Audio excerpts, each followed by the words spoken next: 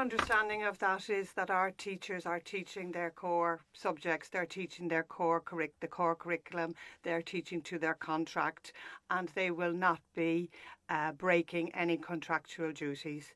Our action is action short of strike action, which effectively means work to rule, which they will not be taking part in sessions before pupils start school, lunchtime or after school. That's what that means. And we would like to reiterate that we've never had a challenge to action short of strike action in any jurisdiction. So as far as you're concerned, everything is above board? Yes, it is, and we feel that it's rather unhelpful in these negotiations where we've had the Minister say and the Department say the door is always open to issue something like this just before half term. We've been very clear to the Department. We've given 2 weeks' notice of our action. We've been clear to parents and the public. What we're trying to do here is to get the support of the public and parents to understand our action is about long-term recruitment and retention of teachers and giving teachers a decent working conditions and a salary that's equivalent to that. That's what our action is about. Well, you talk there about working conditions and retaining teachers. How harmful is it then when you see the Chief Executive of the department putting in a letter things like we're within our rights to deduce salary? It's extremely harmful and it's caused a lot of concern and a lot of upset among our teaching professionals. Insofar as that we have people who are long-term committed to the Isle of Man living and working here, questioning why we are working for an employer that would say such things. All of the negotiating teams of the 3 unions have been very professional in their approach, and we have been prepared to sit down realistically and discuss what needs to be discussed here. And this message is really unhelpful and it is not supportive of a real negotiating process, which is what we need to be involved in. Well, talking of that process, we heard from the Education Minister in Tynwald this week. He said that the department have been waiting weeks now to set an appointment with the unions through MERS to have these talks. Why hasn't that date been set? Again, that is not factual information. We had a meeting mid-January and we were at a meeting with MERS to put our position there clearly. The department are well aware of that. Unfortunately, at the same time, the department was negotiating with a 4th union that caused considerable distress to those unions already in dispute and our members.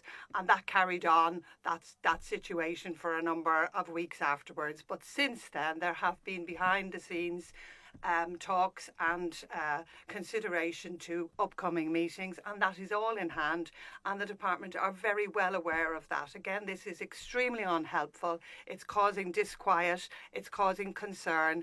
We are all waiting to sit down, as we've said all along, with the decision makers, with those who on our teams and on the department team can actively discuss how we move forward progressively on this and represent our members professionally and with integrity. We all want to do that as soon as possible.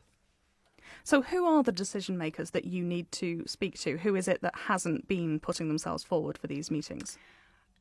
In the past, we had been told that, everything had to go to Treasury. Different messages have come from the Minister at different times. To be quite honest, it is confusing and misleading at times.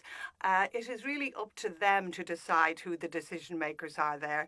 We would presume that decision makers would mean Treasury ministers or cabinet officers, and that may be part of the process. I obviously can't say anything that's confidential at the moment because there are issues there that are being discussed, and I hope when we get back to the table, which we all wish to be back there as soon as possible, but to constructively discuss, that those people will be present, and then at that stage it will be down to us to talk and consult and negotiate with them and then tell us exactly what they're able to do, and from that then hopefully we'll be able to move forward. Minister Cregeen did say in Tynwald that he was very keen for this meeting to take place. He said he appealed to the unions essentially to get in touch and said that meeting could happen this week. Will you take him up on that offer? Well, again, that's totally unrealistic this week. We are now at Thursday of half term, and actually teachers are on half term. Many of our negotiation teams are also lay members, lay teachers, so they're also on half term. What we have to have here as the time to get the players, the key players in place to be there to negotiate. And that will happen in due process. And it is in the background, as I said, those discussions are going on. What I would like to add at this stage as well is that I've looked very closely at the Treasury Minister's budget, and I have to say, as an educationist and as a union representing the majority of teachers on the Isle of Man and lecturers, I am very, very disappointed that education did not appear there in the opportunities and challenges for the future. Education is fundamental to any society and the economic growth. Health and social care is there, but there is no mention of education. The only mention is a capital project to improve the Castlerushen High School. But there is nothing there to address the long-term concerns and policies that need to be in place to recruit and retain teachers on the Isle of Man. These are fundamental issues that have to be addressed. Is that something that could have been included in the budget while this dispute's ongoing? Is it quite difficult to plan how that would play out? Well, no, because it should have been there in the challenges. We're not talking specifically about our dispute. Our dispute has highlighted these issues. It has brought to the fore the fundamental issues that are there with teachers in terms of their workload, in terms of their pay and retention, in terms of the erosion that we've had in pay over the last 10 years. That's a separate issue. But as regards challenges for the future, a strategy in education is vitally important. If we talk about the Isle of Man PLC, if you want to attract businesses and people, to invest in the island, the two things they will always look at are health and education. And if there is not sufficient funding in education, then that is going to cause, as it already has, serious issues in SEN, in pupil behaviour, in management, and on the workload implications of teachers. So it's fundamental to our society to have education as part of any budget. Have you had the opportunity to meet with the Treasury Minister at all in this process? We had a meeting with MHKs where the Treasury Minister was present. That was at a group meeting. I have to say that the overall view of our situation was not accepting the retail price index or the consumer price index in relation to the erosion of pay over the last 10 years. I find that quite difficult to accept in terms of our teachers. We're not in a race to the bottom. We need to be in a race to the top. And the Isle of Man needs to attract people of quality. It needs to attract professionals who can deliver a high quality education system, which we do have, but we are going to have substantial problems if it's not met. So we would like to see more profound discussions with Treasury on, we have been told in the budget that anything outside of 2% has to be met by internal budgets. Well, maybe it's time now to think more laterally and think of bigger and think of that perhaps we need to increase education budget, not decrease it and not confine it to the budget that exists already.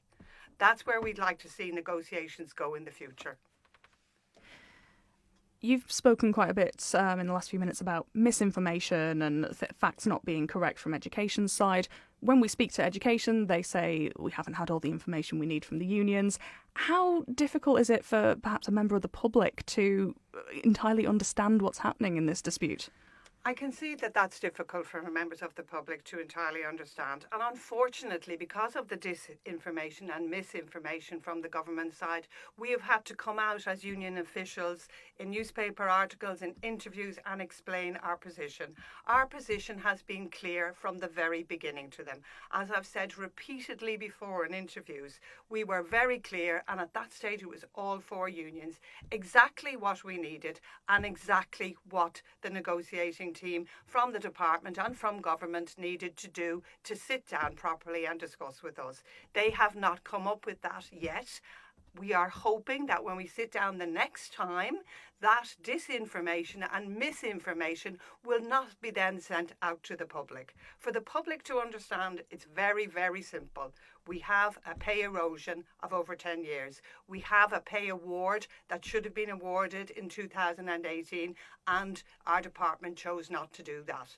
The other issues that confound and confuse people are because of information that's come from the department that we unfortunately are not responsible for. And we don't want to enter into a tit-for-tat fight over disinformation. We have kept clearly to the facts. If the public want to contact the unions, if the public want to read what's been said and published, then they will see clearly that we have presented our case very, very clearly from the start. It is unhelpful for these types of tactics to be employed here. If there is a genuine concern or need to sit down and talk, then that's what we should do, and not have this played out in an arena outside where we can't control what's said and they have then to answer back to us all of the time. What happens next? Are you confident that these meetings will be arranged? Yes, as I've said, that's all in play. They will, of course, be arranged. But what is essential to that process is that we get to a position where we have active discussions that are going to lead to positive indications from the department and whoever the decision makers are there, be it Treasury or Cabinet Office, that our concerns and our dispute, the sections of our dispute are met. If they are, then we can move forward. But we will not be able to move forward if we do not get that. And our action short of strike action for the NASUWT, who now represents 70% of all teachers and lecturers on the island, that's another fact I need to dispel, because the department put out that we represent 40%. That was back in September. Now we represent 70%, and that 70% is of teachers who actively support our dispute. That's why they've joined us. So they need to talk to us. We're the game players in this, and they need to speak to us in that way. They need to recognise our needs, recognise our concerns, and then we'll have a resolution, I'm sure, to these issues. That's quite a big jump in numbers over the last few months. Is that mainly because of this dispute? It is indeed. It's an enormous jump, and it is also because the NASUWT has been consistent over the last number of years in putting forward, as I've said before, pay claims, our dissatisfaction with policies that we consider, and so do all the other unions now, to be punitive policies. And more of our teachers and lecturers have realised that, and they have decided to join us. Changing unions is a bit like changing your bank account or your mortgage. People don't do that easily, and they haven't done it because of free offers. They've done it because they want to be represented by unions who are actively going to fight their cause, as we most definitely are. It is industrial action short of a strike at the moment. When could we potentially see that elevated? Well, we don't want to see that happen, but if we don't see progress, a significant progress in the next couple of weeks after we have initial meetings, then the next stage of that would take place. So I can't give a time scale, because we are hoping that we will have those relevant discussions. We are hoping that we'll have the meaningful decisions made, that our concerns and issues will be taken on board and acted upon. And if that actually happens, then we will hopefully not need to go to that stage.